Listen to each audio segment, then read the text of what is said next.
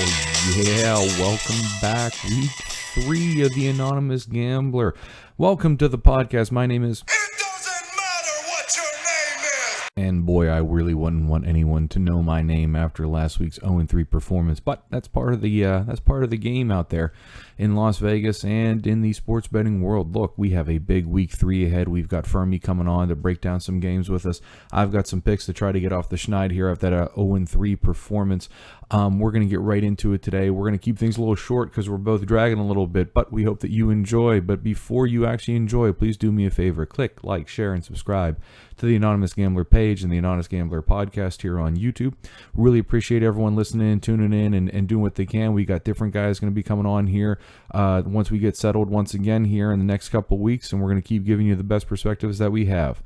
All right, here we go. Our Week 3 NCAA segment, Fun with Fuhrmy, starting right now. Back on Week 3, and we have him live all the way out there. Actually, two things. He is alive, and he is live right now. Fuhrmy, welcome back. Thanks, Goose. Thanks. Man. Still recovering from the long weekend, but it was a great weekend, and happy to be a part of it. So let's get back to college football. Absolutely. I'll tell you what, you were the only one with a winner on Saturday. I was 0 for 3. That, we talk about how, we have our mini segments here, and we'll start with our first segment here about, what went well, what went wrong, and what we had no control over. And, I was just wrong on that UMass Georgia Southern game. I looked at the box score after that, 4 punts by UMass. You can't give a team like Georgia Southern ball control without putting up points on the board. Georgia Southern did their job. They put up 34. I was hoping UMass would put up at least 31. I'm thinking it was like 34, 35 type game. Nothing. I mean, it was like 1 minute and 25 second drives and punt. And then looking at that Maryland Bowling Green, we warned guys about weather. And, Maryland puts up 45. Bowling Green forgot to put, 10 points on the board, 10 more points on the board. And then you watched, like I watched, that Oklahoma game, and I mean, there's nothing I can do about that. It's 4th and 6 at the 9-yard line. You've done your job, and then you're going to give the late cover, and that was all she wrote for me. So, looking back on the weekend for me, that was a great pick. You got a lot of guys on that Mississippi State. But tell me what you're thinking here about your picks from last week and what you would have, what you look back upon and reflect on as we prepare for week 3 here.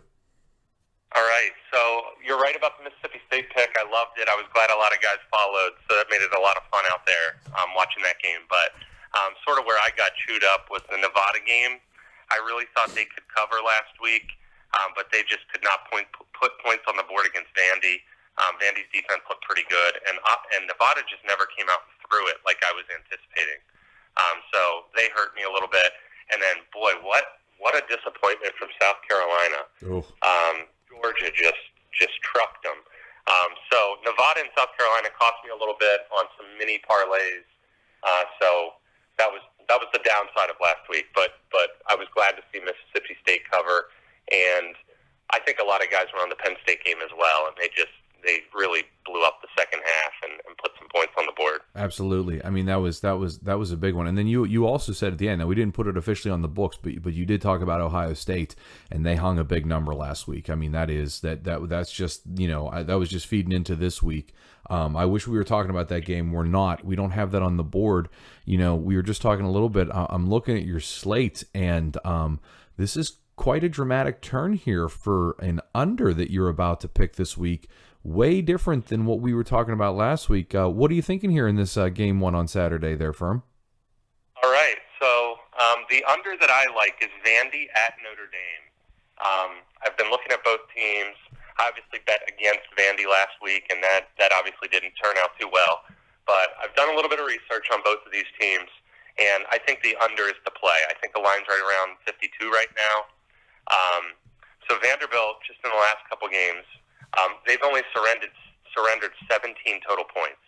I know they haven't played a ton of offense yet, but they played Middle Tennessee State and Nevada. And Nevada was supposed to have a potent offense, and they held them to 10.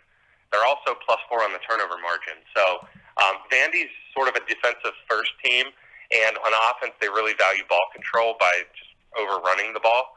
So I think it could dictate a small or a low score. On the Notre Dame gave up 17 to Michigan in week 1, which I think is pretty good containment after watching what Michigan put up on the board last week. But then last week, they struggled a little bit offensively to put points on the board against Ball State in a game that was way closer than anticipated. So given that Notre Dame's offense struggled last week a little bit and they're solid defensively, I really like the under in this one, and I think they've combined, I think they'll finish less than 52. Does Vanderbilt put over 21 on Notre Dame? I don't think they do, and that's part of the reason why I like the under. I think Notre Dame could put up 30 on them, but I like exactly to your point. I don't think Vandy's going to get 3 touchdowns on the board. I just was so flabbergasted by that Nevada game. I mean, it was like Nevada could not get into rhythm. When looking back on that, is that because of Vanderbilt? Like they couldn't run at all for me. They had, and then they didn't decide to open up their offense, and it just fed right into Vanderbilt. Is Notre Dame going to do that? I mean, obviously Notre Dame has to have better athletes than Nevada, but I mean, is Vandy going to be able to grind it out, get those first and get it down to 2nd and 4, 2nd and 3 like they did against Nevada, where I mean they had their whole playbook exposed and open to them. You're right, and I think Vandy's defense is fast and quick enough to contain Notre Dame's offense. I mean, I'm not overwhelmed by Notre Dame's offense by any means. I think if you can only put up, I think they put up 24 or slightly more than that against Ball State, and they only won by a possession or two. So if Notre Dame's offense has struggled against Ball State, I think looking at Vandy's D the last couple weeks, I think they can hold them to a reasonable amount. That's less than 30, for example. That's pretty good analysis there, Fuhrmy. I wouldn't have thought of that. I didn't know if you would be coming back. I mean, they hung a high number. They've put up 34 and 41. But like you said, they grind teams out. I don't know if they're going to do that against Notre Dame.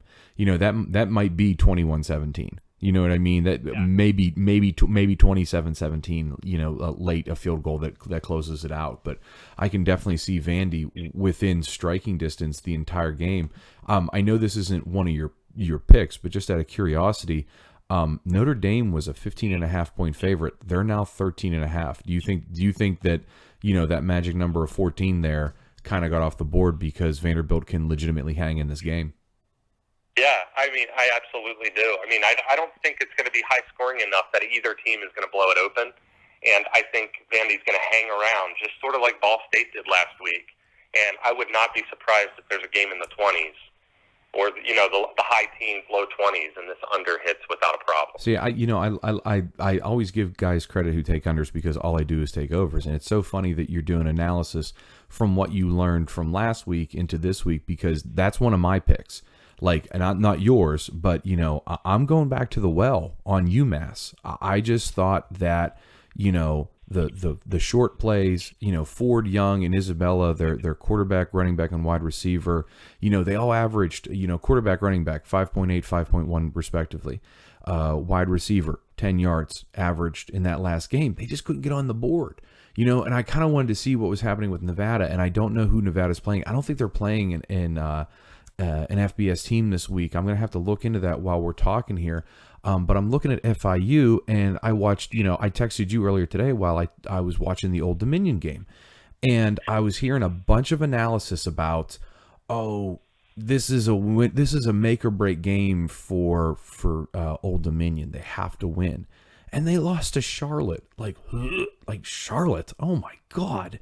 Like, that's horrible. So, looking at this game coming up for UMass and for Florida International, I'm sitting there going, I don't think this is a win or lose for these teams, but I do believe that what was shown on last Saturday was not necessarily a full accurate representation of what was going to happen throughout the rest of the course of the season.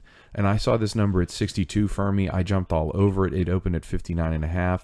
So in respect to your underplay that we're going, I'm going the exact opposite way. I'm going to say that there's going to be a change in what's going on the field. So I'm going to shoot for points in this first one, and I'm going for UMass and FIU over 62, so that we can go cheer for one under, cheer for one over for sure. Let's do it. Yeah, and I know you're a big fan of overs. It's always fun to root for offense too.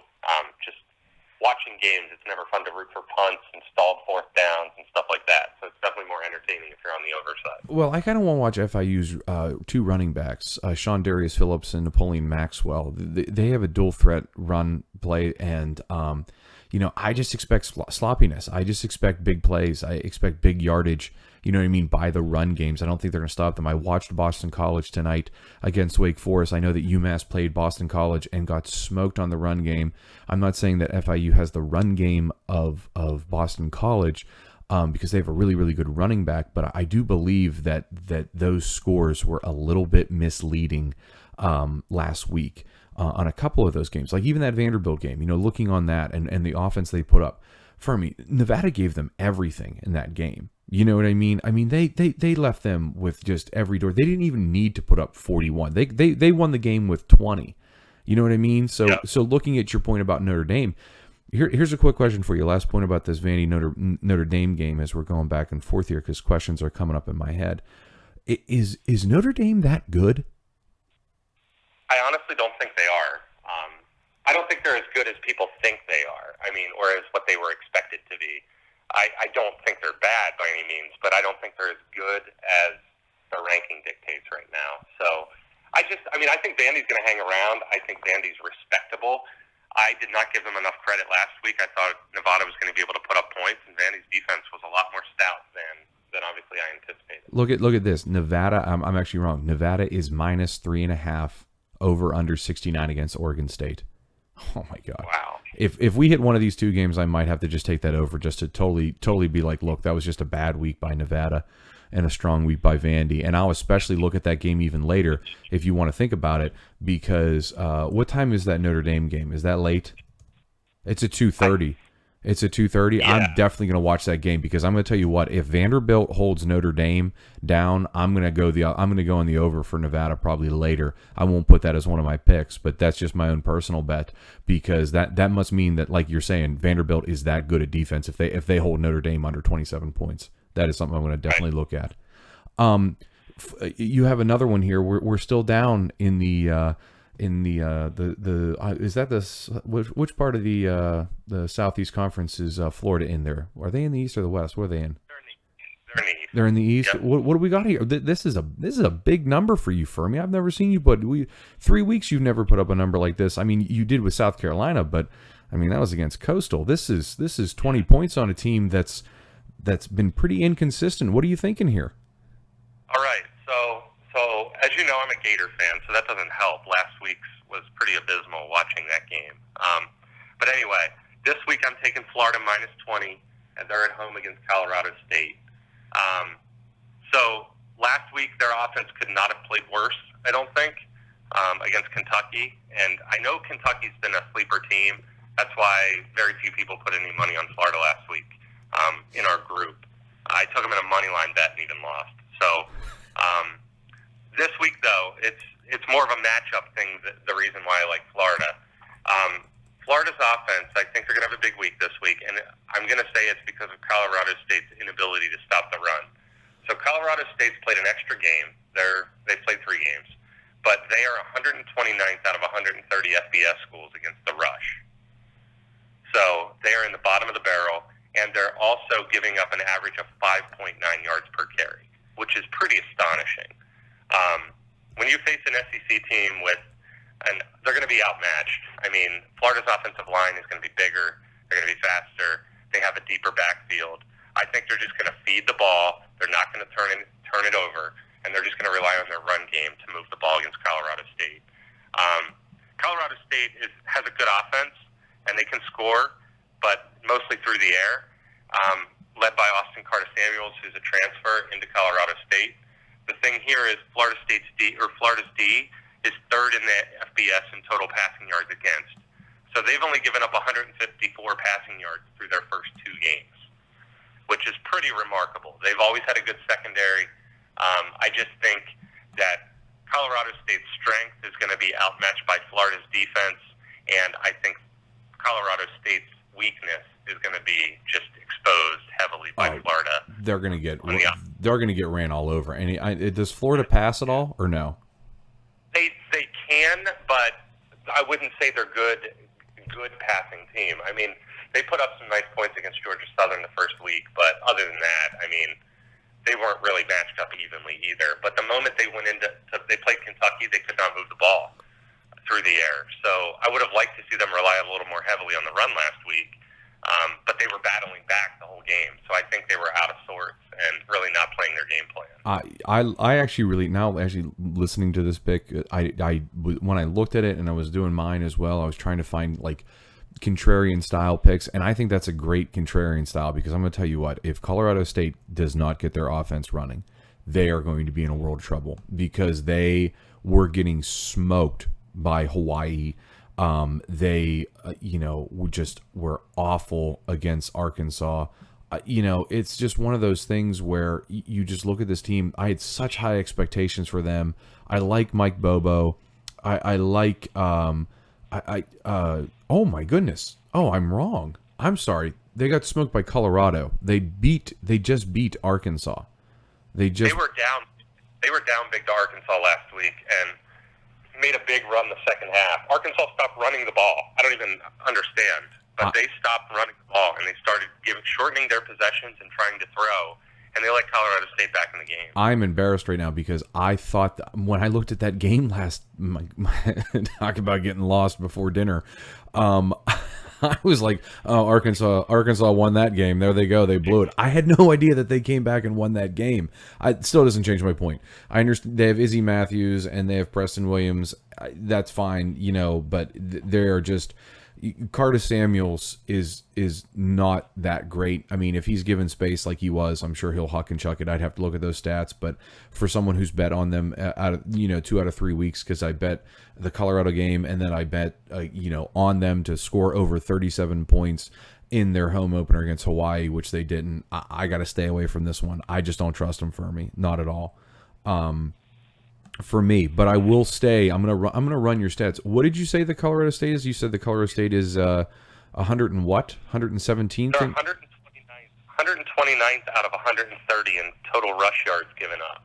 Total rush yards. Yeah. Well, I got one just as bad. I've got Hawaii is 118th in total defense, but they are 4th in passing since going to that new run and shoot offense that they have with McDonald and Ursua leading the charge there. And they are playing the Army. Is it Black Knights? Is that what they are? Or just Knights? Army. They're the Army Black Knights, who is 8th in rushing and 93rd in pass defense.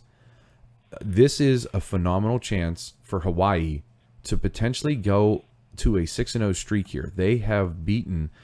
they beat Colorado State. And then after they beat Colorado State, then they beat Navy. And then last week they beat Rice. They're about to play. They beat Navy and then they have Rice. They beat them both.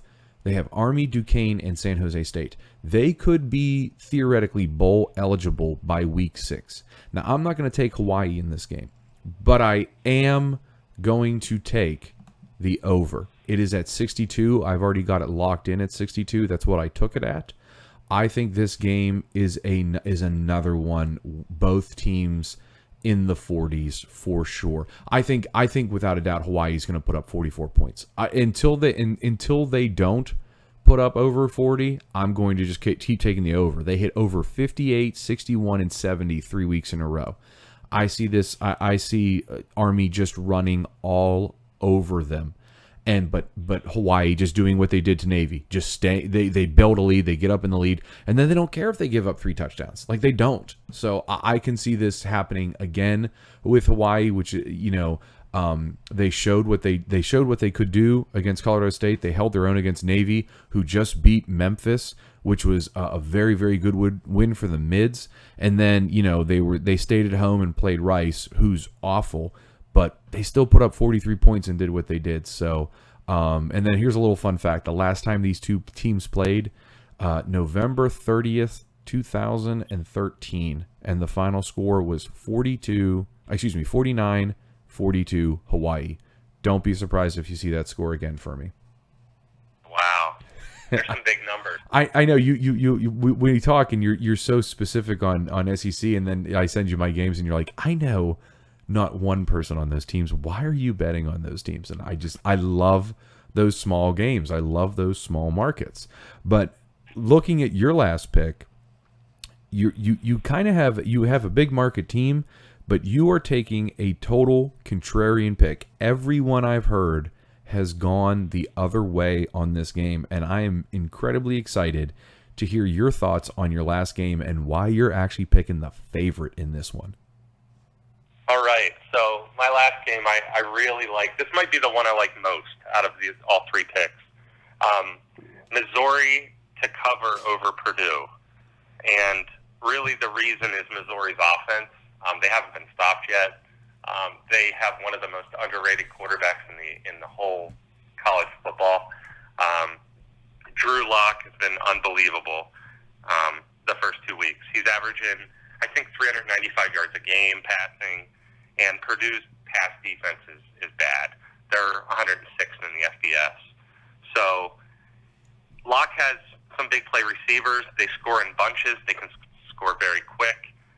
Their speed is not easy to contain with Emmanuel Hall and Jonathan Johnson. So I'm really liking Missouri to cover here. The one thing I will say is last year they played, and Missouri lost at home to Purdue 35-3, and that was the last game Drew Lock did not throw a touchdown. He has been locked in since. They've won 6 in a row after that Purdue loss last year. They did lose their bowl game, but they started 2-0 this year, and their offense is really tough. So I really like I really like Missouri to cover this week. And one other note, Purdue's already without their starting quarterback. I think they lost him for the season. Oh, I did not. I did not know that, because everyone's been talking about like this is like I mean I know this is random, but like the Old Dominion, like this is Jeff Brahms. He's got to win this game. You know what I mean? Before he gets into conference play, and they're starting quarterbacks out. For you're for sure of that on the season? I'm pretty certain. I'm pretty sure he's out. And Purdue lost to Northwestern in a close one, and they lost on a last-second field goal to Eastern Michigan. But when a Big Ten team starts 0-2, it's not a good start, especially for a new coach. Oh man, wow. The total other end of that. Fuhrmy, would you, even for those who like teasers, would you tease Florida down to 13? And like, because I think they're at 19.5 right now, so you could get them at 13.5. And then Mizzou down to a pick. What would you think of that little teaser for your picks? I like it. I mean, I really like Florida at home as well. I mean, I know they lost last week at home, but they're a tough team at home. And then I think Missouri, if it stays under 7, I mean, I really like this because they fill it up, man. It doesn't take long for them to put up 2 or 3 touchdowns after a turnover, and they can put 14 on you really quick. So, if it stays under 7, I really like it in this, and it's a revenge game. I don't actually disagree with that. I was listening. I try not to let other people get in my head. Of course, I'm talking to you, so you know, in theory, you're actually getting in my head as well. But man, I'm actually that is really starting to grow on me. That is really starting to grow on me, because I would not have thought that, and especially not knowing the information that you gave me about the starting quarterback. That's why we have you here. Over under 65.5 too. Wow, that's going up. And Missouri actually opened as a 7.5 point favorite, and even with their quarterback out, they're still sitting at -6.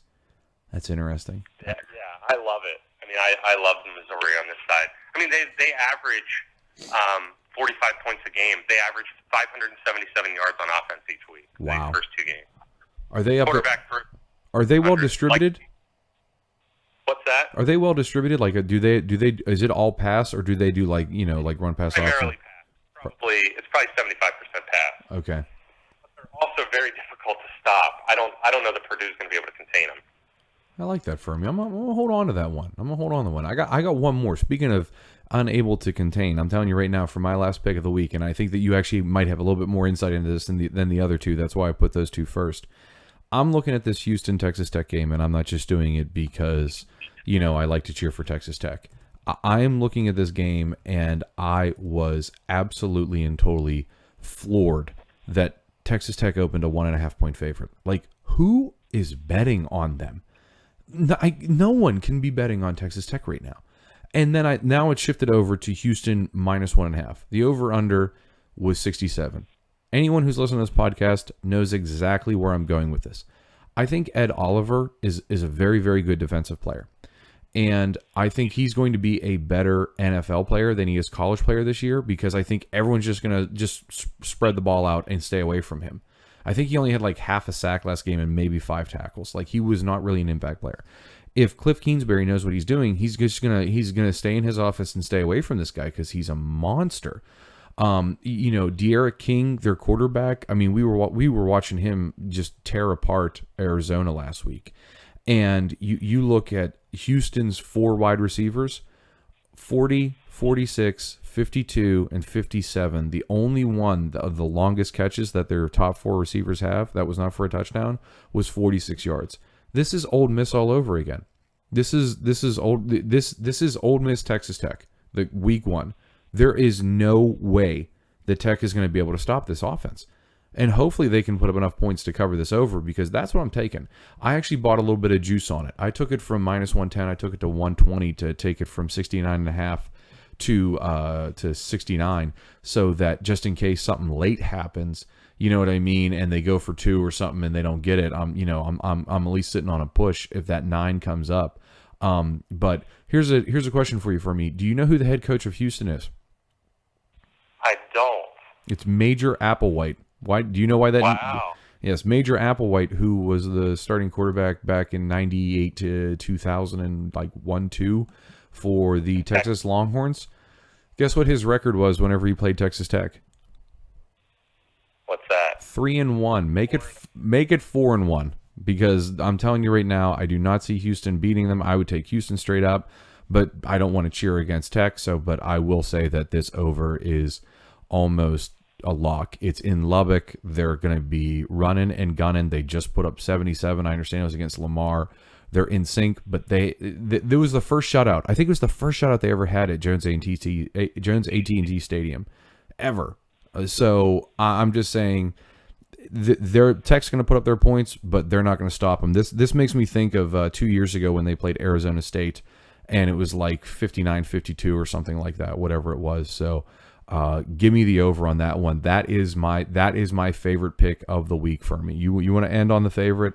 I'm going with that one. And for the guys wanting on the gambler on the go here, Fuhrmy's going to be going with Vanderbilt, Notre Dame under 52, Florida -20 against Colorado State, Mizzou -6 over Purdue, and I'm going to take over 62 on 2 games. One is UMass and FIU, and the other one's Hawaii and Army. And then finally, I will take over 69, even if you get the hook. If you can't get that half point down, 69.5, I would take that over for Houston and Texas Tech. That's a 4:15 game. That's 2:15 Tech time. That place is going to be bumping, and there's going to be some points on the board.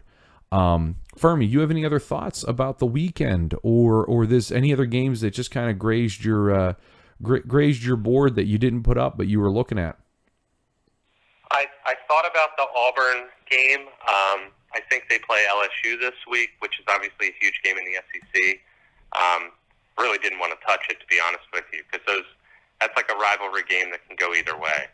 So it would definitely be one I tune into. Right now the line is Auburn -10.5, and it's a 7 versus 12 showdown. So it'll be a huge game in the West, but if I had to pick, I'd probably lean LSU to just cover. I think they're going to play tough. They can run the ball this year again. So I just think they'll try to keep it close, but should be a good one to watch. I like it. You know what, to be honest with you, this is a better slate than last week's games for sure. But it was still a blast out there in Vegas. I don't know about you. I am dragging this entire week. Are you dragging on me here? Yeah, it's been a rough one, man. It was a lot of long nights last week, and obviously it was worth every minute of it. It was a blast. Hey, I'll tell you what, I'm going to put this last one out there, but man, it was nice to win some money back on that roulette wheel at the end of the day. I could tell you that much. Absolutely. What'd you walk out with on that roulette wheel? The last spin, the last time there, I was plus 200, but then I played a little bit of blackjack and gave some of it back. Attaboy. Listen, Fuhrmy, stay on the line here. I can't appreciate. I'm sorry, geez, I'm so out of it. I can't thank you enough for coming on here. Stay on the line. I'm going to talk with you before we hang up in preparation for the weekend and the week coming up. Okay. All Alrighty, thanks. Hey, that was Fuhrmy with our Fun with Fuhrmy segment. Like I said, we're both a little tired and dragging, but hopefully the only thing that's not dragging is our picks this week. Once again, Vanderbilt, Notre Dame under 52, Florida minus 20 over Colorado State, Mizzou minus 6 over Purdue, over 62 two ways, UMass, FIU, and Hawaii and Army, and then over 69.5 for Texas Tech and Houston. Listen, we're going to get back into our normal swing of things with guys getting back, and we're also going to get the prop bets up for the Rome's wedding coming up in 2 weeks. Everyone have a great weekend, have a safe weekend, and we will talk.